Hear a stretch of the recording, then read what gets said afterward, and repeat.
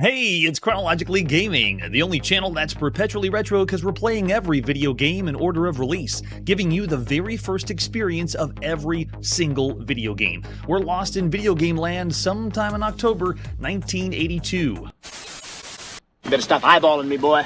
You're not worthy enough to look your superiors in the eye. Use your peripheral vision. And we were last on the Sinclair ZX Spectrum playing video games that just have the title Missile. Let's see what our next game is.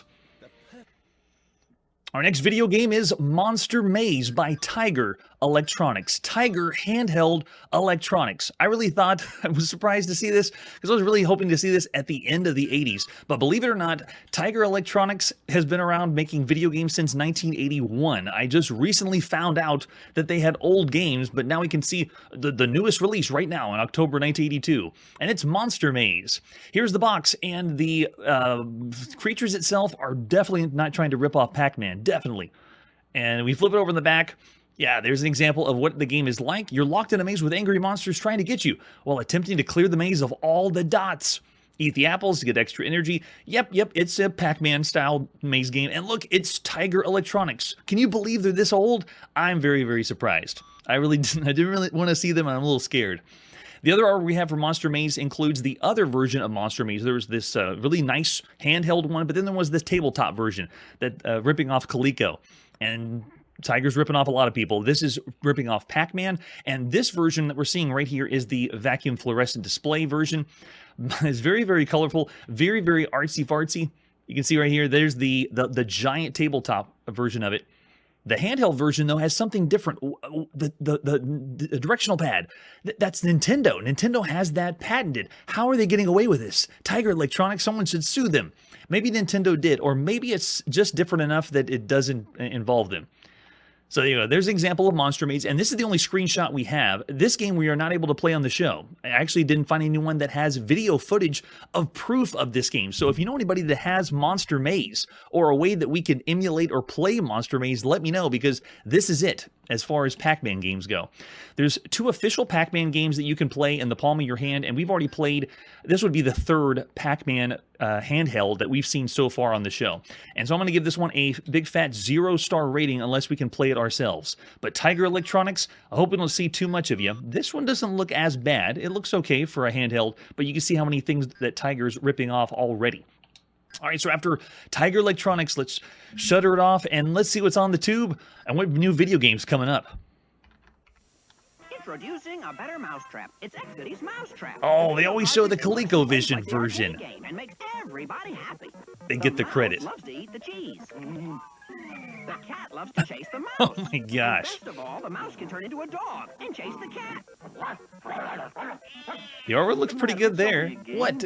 Oh yeah, it's only a game. On your ColecoVision, Atari 2600 VCS, or yeah, there's the other versions. But watch out for the hawk. What's the matter? It's only a game. Like we'd be freaked out by that. Ladies and gentlemen, it's time to play Mousetrap, released for the Atari VCS first, before we saw all those other versions. Now, we originally saw Mousetrap in the arcade December 1981, and we're going to be seeing this very, very soon for the ColecoVision, and then next year on the Intellivision. But the very first time you could play it at home is right here on your Atari. This is brought to us by Coleco, at least published by Coleco. The box looks very similar to the Coleco versions that we've seen on the ColecoVision and also on the Atari. This one is the 152nd game we've played on the Atari. That's how many Atari games are out there. And this one was originally by Exidy. Exidy's done 22 games that we've seen on the show so far. This one's the 2nd Exidy game on the Atari after they brought Venture home. And the front of the box offers, as usual, arcade quality. Look at that. They have the arcade cabinet here. It's got to play exactly like the arcade version of Mousetrap, right? Let's flip it over the back. All you need is one joystick to play. You control a crafty mouse weaving his way through a tricky maze of doors and corridors, munching on cheese bits as he goes. Oh, cheese bits. You know, because you have to be picking up something if you're doing a top-down maze game. Hungry cats pursue him every step of the way, making his journey very dangerous. If you eat the dog bones, you can turn the mouse into a dog, just like you did in the arcades. So cool. I know, right? We've gotten gimped before, but we're going to see what this one's like. What other artwork do we have for Mousetrap? Besides the box, we also have the advertisement you would have seen, and this one usually boasts everything, but this one only shows the Atari coming to the Atari because I believe this one came first before the other ones. And there's the cartridge we're going to pop it and play. This one is the 21st game that we played that's been published by Atari across all systems, all over the place. This is the third game that's been published by Coleco for the Atari VCS. So 3 games that Coleco's done for the Atari.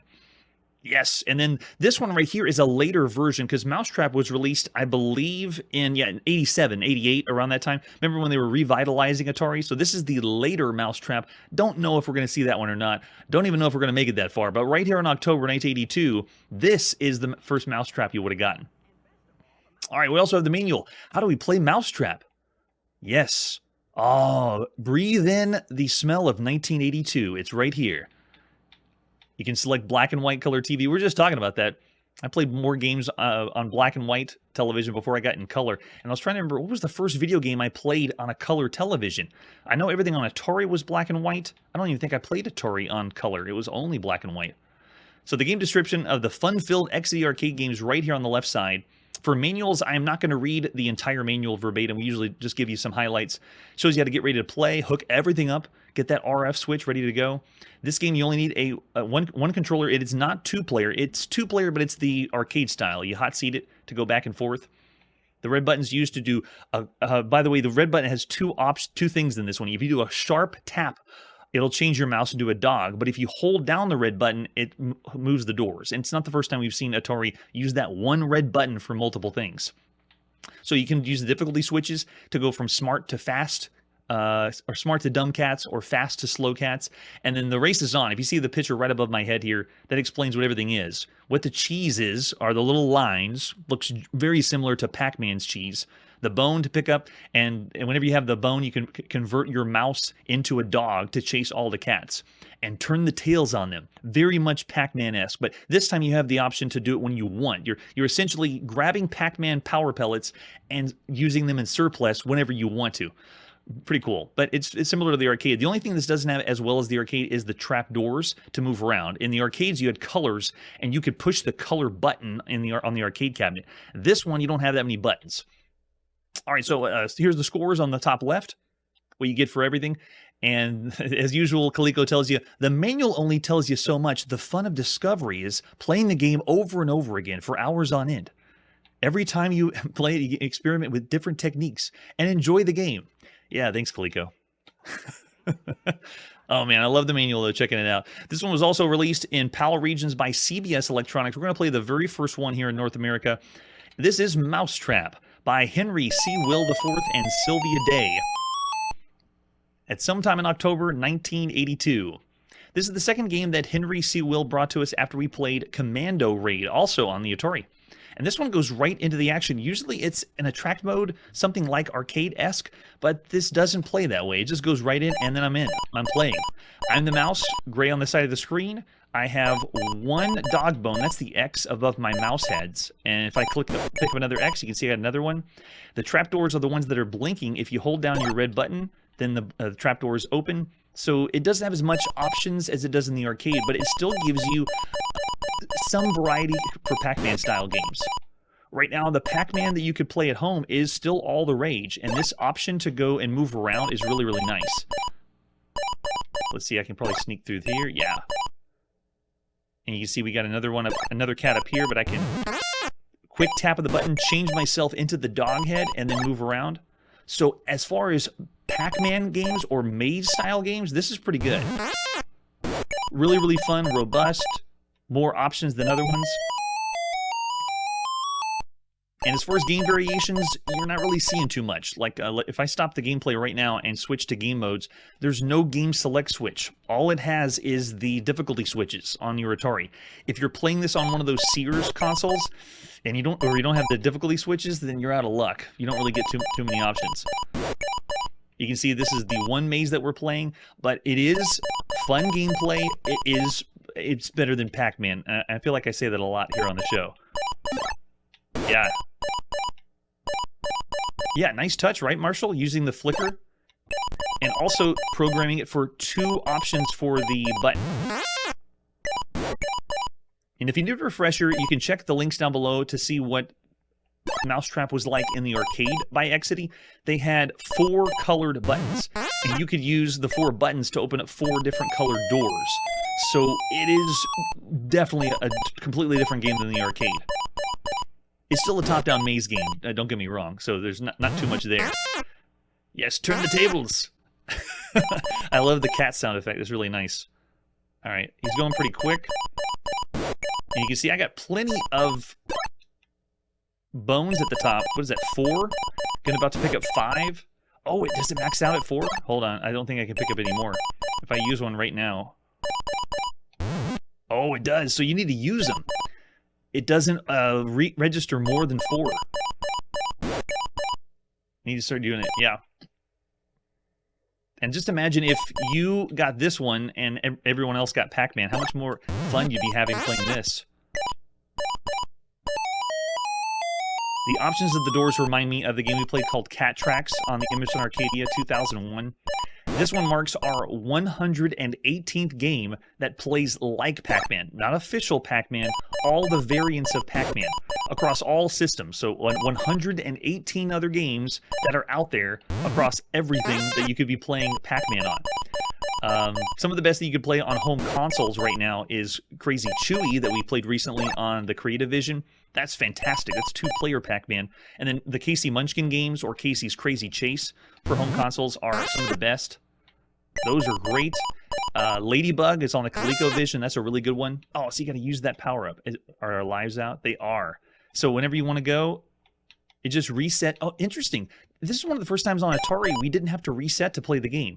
As soon as all the lives are out, it just has a brief reprieve where you're just sitting there waiting for a sec, and then all of a sudden you're in.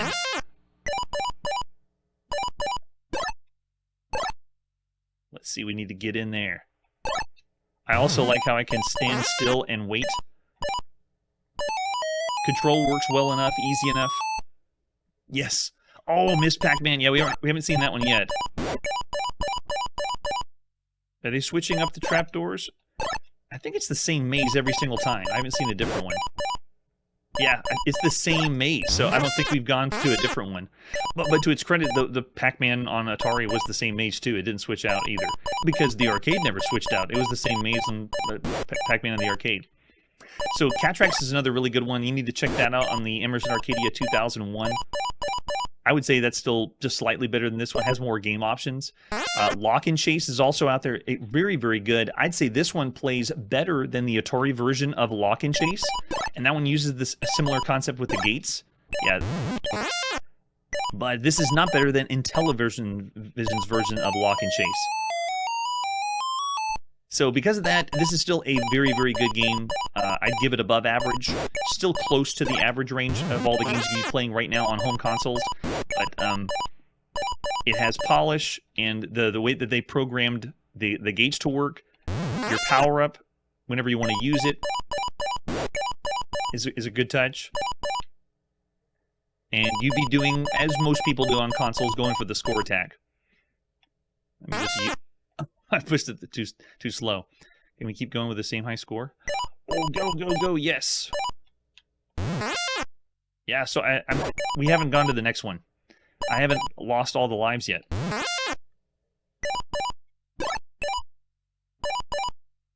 Still got plenty of power-ups. There's not a ton of AI that's involved with this one. Notice that whenever I move around, the enemies aren't, homing in on me or chasing me. Yeah, that's true. Maybe we should let's change the difficulty and see what happens. So I'm going to go ahead and hit a reset. And let's go with difficulty A. Ready? Let's see if they're a little smarter.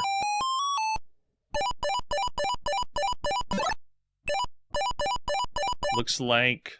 Oh, there we go. Yeah. Okay, yeah, they're following. At least a little bit more. Yeah, look at that. There he is. Okay, yeah, so maybe we're playing on dumb cats, but so I shouldn't say the artificial intelligence isn't completely lazy, because you have that game mode.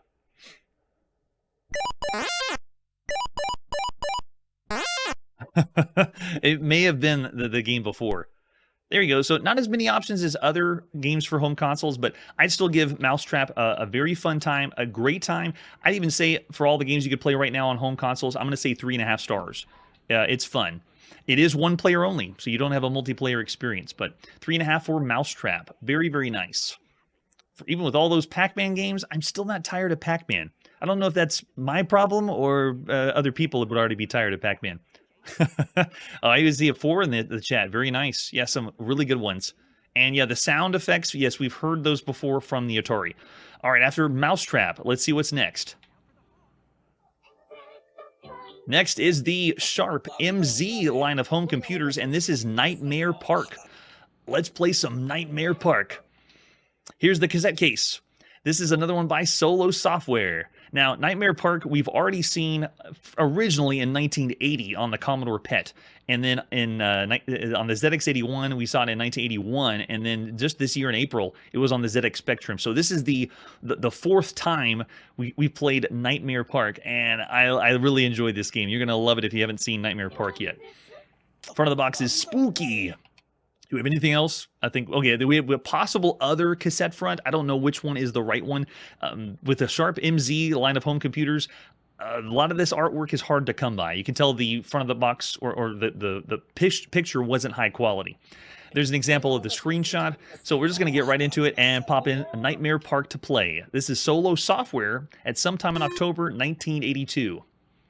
Yeah, good box art.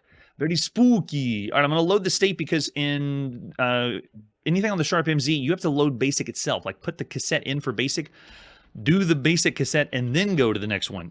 So we are not doing that. We're going to do fast load, and then we're in Nightmare Park. Yes. They've updated the graphics. This looks closer to the ZX Spectrum version that we played. And yes, we'll do instructions. How do we play this? Ooh, spooky. This is the 10th game we played for the Sharp MZ line of home computers. They give us... Oh, right, Manly? Man, if that would have sold you, then the bargain bin's for you. That's great. So fun. Yes, it's a nightmare. The idea of this game is to be one of the few people to survive in Nightmare Park. If you succeed, light a fire in the house. Press a key for more gory details. I love it. Use north, south, and east to move around the park. No joysticks allowed because it is keyboard controlled only. Things may happen at any time, so be ready to avoid danger. All right, we're ready. So there's a little character. Look on the far, far left. We are the stick figure. We can move all around the board, and I'm just going to head east because that's the only way we can go. And every time you make a step, you're having some random events happen. Nothing's happening yet as I'm moving. Oh, there we go. We've been surrounded by snakes. Numbers between 1 and 9 will kill them. Ready? 9. Oh. 3. Oh, 5. Oh, 6. 1, 2. 0. 8. Oh boy, this must be your lucky day. We did it. We killed them all. We picked the lucky number. So every time you move around the maze, a random event happens. In those random events, then you have to execute something randomly. So in a way, it's like has mini games involved, and it's kind of like an adventure game because you're involved with random elements, and we're trying to get to the house, which is right here above my head. I don't know if you can see. There you go. So we're trying to get all the way to the other side to the house on the other end. How you get there, and if you get there, I never know because everything's random. All right, let's keep on going east. And behind one of these doors, a rather ferocious lion wants to eat you up. You have to open one of the doors. Which one will you open? So these are some of the mini games. We pick one of the doors. Let's go with lucky door number 3. Whew. He's not behind that one. So every time we win, I guess we get that screen to say we almost died. Well, we didn't die this time. All right, let's head... I've been heading north when we play this game, so I'm going to head south this time and then go east. And every time we move... Oh, death rays. Stand still and pray. What? Is it just luck? It is. It is luck. Miraculous escape from certain death. We did it. All right, let's keep going east. East. So while this is a completely random affair, some things you do can be determined by, skill. But because it's a completely random affair, you could just throw this out. But I love this concept. It's a really fun idea. You're caught in a complex maze. Oh my gosh. We got to collect diamonds now. I didn't even read the instructions. I was trying to narrate. Can we move? It's not the cursor keys. Uh-oh. I didn't see the instructions to move, and we already got caught by the blob. Nightmare Park claims another victim because I didn't read the instructions. Yes, it is, Marshall. It is weird, but it's a fun kind of weird. We played another game on the Apple II back in 1980, I believe. It has this concept, but it does it much better, and it has comedy involved. More comedy. Do we want another go? Yes, we'll do another go. All right, so we're back on again. Let's go east. You can see the randomness. We're being pursued in a locked room by evil Midas. You have to avoid being caught and collect 2 pieces of gold. So the controls are the arrow keys. All right, door will escape. Okay, got it. This one works. Okay, we can move around. It's working with the arrow keys now. And we're supposed to pick up the gold. Oh, gosh. I don't know how it's following us. But the arrow keys are automatically moving me. I'm not having to hold it down. And I think he got us. How many did we have to pick up? 2? I think it was just 2 pieces. That's right. We get a coffin. It's a nice touch. This is quaint and fun, extremely random. And it does keep a high score for you. I don't believe it saves on the Sharp MZ, but someone could correct me on that one. Do we want another go? Yes. Let's go east. This will be our last time in Nightmare Park. Okay, the complex maze, 15 diamonds to escape. Okay, so it's IJ. Okay, it's IJK&M. It's like programming. Got it. And see, they switched the controls up. Why did they use cursor keys for this round? I don't know. All right, got to be fast and smarter. We can do it. And they have a time limit. I don't know if you can see. It's right by my shoulder. You have to do this in 30 seconds and pick up 15 of these. So this is one of those games that you have to do it based on skill. That's it. I think I did it. 15 diamonds and then leave. We did it. You cut it. Nice. Oh, man. Yeah, these are... That game actually required some kind of skill, which is fun. All right, Homicidal Gorilla asks you to guess his name. It'll be shown to you for a split second. Everybody watch. Where's the name?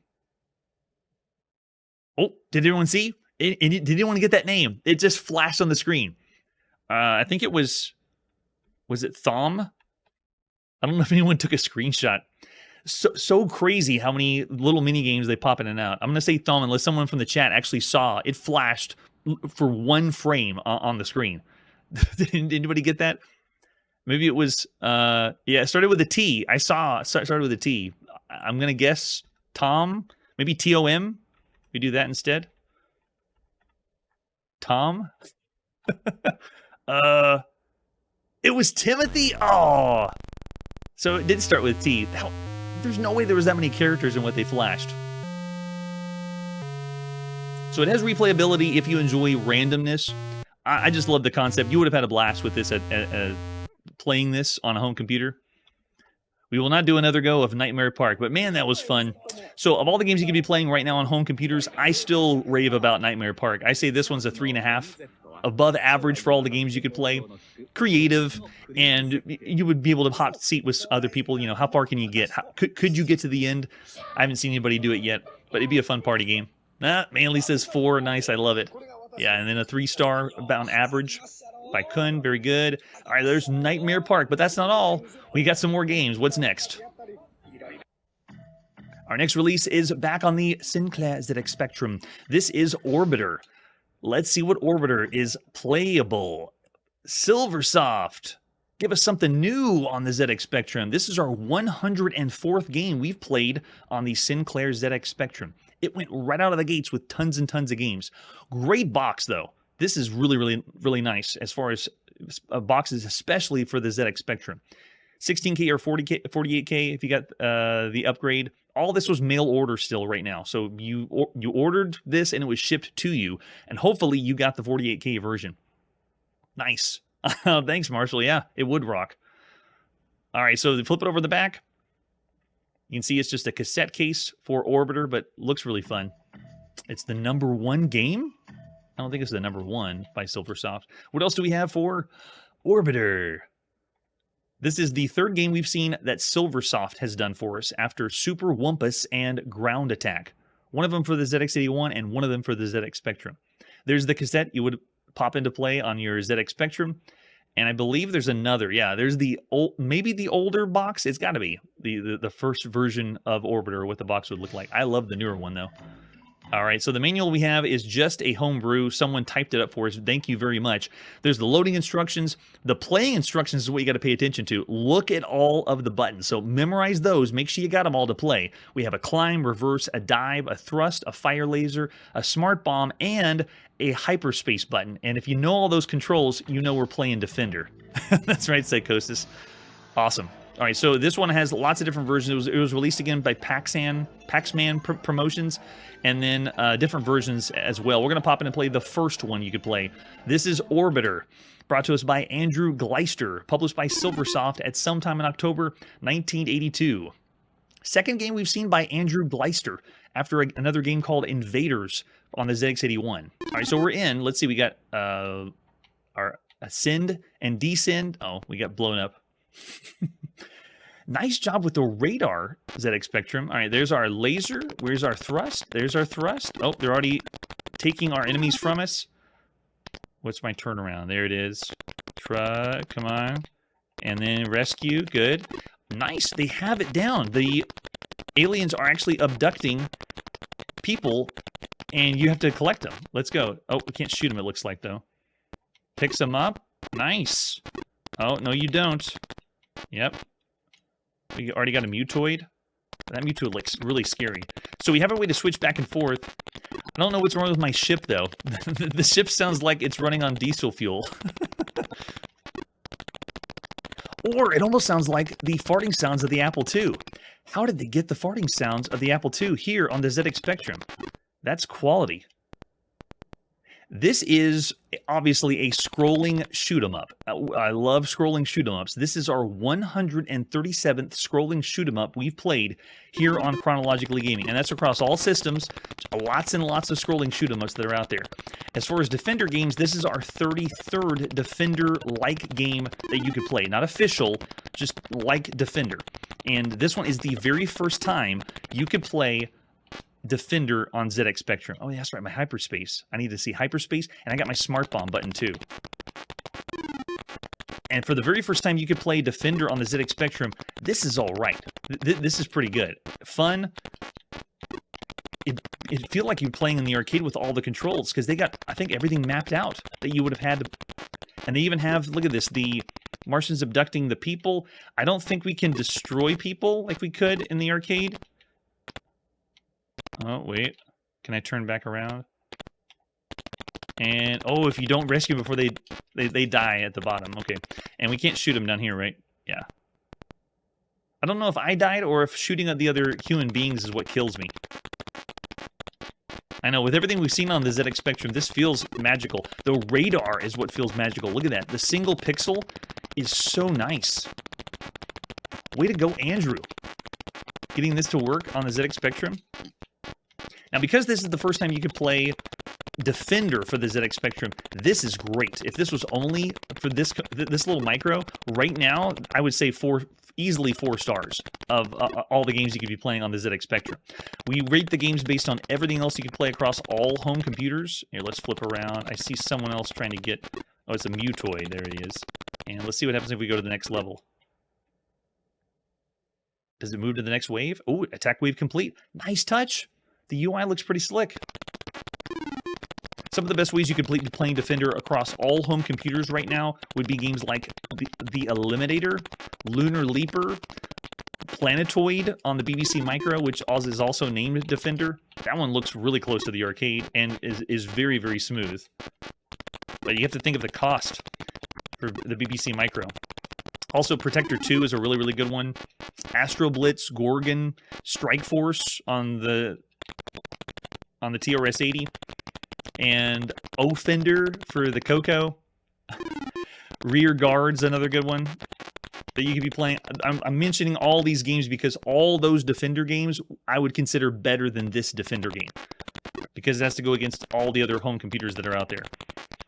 However, we played worse Defender games than so if you think this one's a bad Defender game, no, this is not a bad Defender game right here in October 1982. I like that this has all the controls and has all the elements of Defender. I would say what's worse is Avenger on the TRS-80 color computer would be a worse Defender game than this one, at least the way it plays too. Meteor Run on the VIC-20 is a worse Defender game than this one. So right now, if you had every home computer, I want to go to your house right now, but if you had every home computer, you'd say this is about average, and that's what I would say. Of all the games you could be playing right now, across all home computers, 3 stars. Psychosis already threw a 3-star out there. There you go. So that's Orbiter, your first experience playing Orbiter, and the first time you could play Defender, anything like Defender, on the ZX Spectrum. So I say, right now, of all the games, this is a 3-star game across all home computers. 3 stars. Way to go, Orbiter. Yes, it's decent. And James would even say 2.5 to 3. Very, very nice. Love the ratings. Keep sending them over in the chat. It has been a lot of fun. Yeah, I see more averages or average ratings of all the games we could play right now. All right, it's time to put the video game playing on pause. Hit the pause key or the break key if you're on a home computer, or maybe poke the game a few times.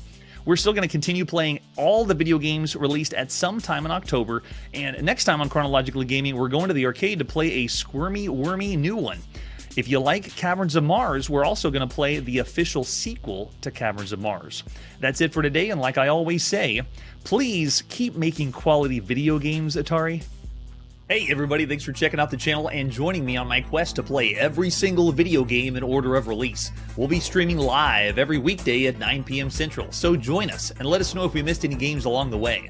This video would not be possible without Launchbox, RetroArch, and MAME. Tell all your friends there's some crazy guy named Chronologically Gaming trying to play every single video game.